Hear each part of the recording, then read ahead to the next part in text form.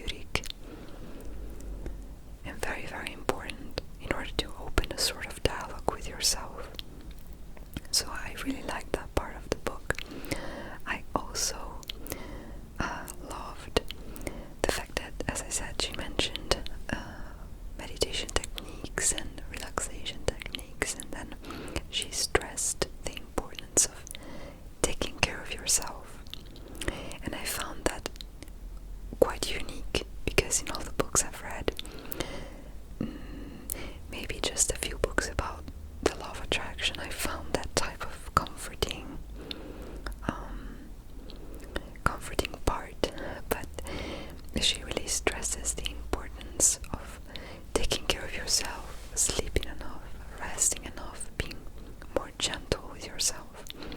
And if you've been watching my videos for some time, you know that I'm all about forgiving yourself for what you did wrong and trying to be your greatest version, trying to evolve and trying to make the best with what you have without judging yourself so harshly, because no meaningful change can come out of rage and out of such a toxic mindset of, self-hatred and anger. That's what I think. So I loved every chapter. She also talked about some interesting techniques that I heard, actually, like the Pomodoro technique. It's something meant to increase productivity, and you take one of those timers for the kitchen and you basically set it to 20 minutes, I think, and you work for that amount of time or half an hour, and then you take a break, and then you start working again in little slots of productivity, so you don't get overworked. And that's very, very, very interesting. So I think I said everything. Yes, I just want to thank the author, Chloe, so much. She's really, really gentle. Thank you so much for letting me review your book. And if you're interested in a translation, you know where to find me. It would actually be very nice to translate the book. And other techniques that I find useful for anxiety. Well, as I said, I read plenty and I write plenty. I always try to write as much as I can. I think poetry, in a way, is an excellent way to have an outlet for your emotions, and every form of literary production has a purpose and a very distinct function. For example, I think novels are very good to dissociate. That's what I do, especially during very hard times of my life. I found myself prone to write fiction, and through the novel you basically abandon your own body to be someone else, and I find that very therapeutic, regardless of your your passion. Maybe you're not passionate about literature, but I always find it very, very interesting. Something else I like to do is, as I said, write poetry, because poetry is an immediate and very hermetic block of text where you can, in a few lines, express a lot of emotion. I also keep a diary, and I've been doing that for years and years. I write maybe too much, like an ocean of words and pages, and it truly helps me sometimes to figure out what I'm really thinking about a specific situation or a specific issue in my life, and figure out the possible solutions. It truly is a dialogue of sorts. Another thing I love doing is reading, and I think many books get to be therapeutic. In fact, the next book I'm going to review is The Meditation of Marcus Aurelius, which I almost finished, by the way, and it's one of the most remarkable books I've ever read. Very, very nice. And it was healing in many, many ways, and you can really benefit from ancient wisdom. You can benefit from the thoughts of enlightened thinkers, and basically try to use those reflections to live a better life, maybe a more simple life, and transform your weaknesses into something you're proud of, perhaps even strengths.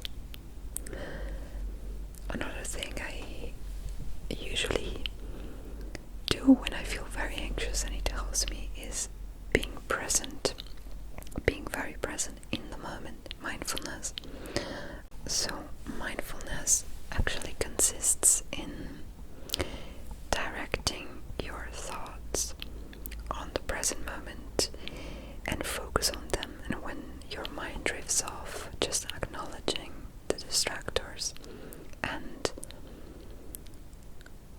bringing your mind back to that focus, the present moment, without judging. And I'm actually doing some research about the ancient Buddhist approach and the modern mindfulness concept. They are quite different actually, but that's for another video, I think. But yes, definitely look into mindfulness if you're interested. Connecting with nature, I feel like much of the anxiety we feel nowadays is because we're not living the life we are supposed to live. We are living sometimes a very toxic life, detached from nature. We're not supposed to do that. And without listening to our own intuition and what we know is good for us. So maybe we're pursuing this or that and we're losing ourselves. There might also be practical life situations that are bringing much of the anxiety in our lives. And there is so much to say about this topic. So much to say that I think I will make a lot of videos about anxiety. But yes, mindfulness, progressive muscle relaxation before sleep, also focus on your breathing. To me, it is also a sort of meditation. It doesn't have to be super complicated. You can just focus on your breathing as it happens, ever so gently. And that can be very calming. And yeah, so these are all the aspects I wanted to talk about in this video. Once again, I want to thank the author of Anxiety Solution for sending me the book, and I really hope you enjoyed this book review.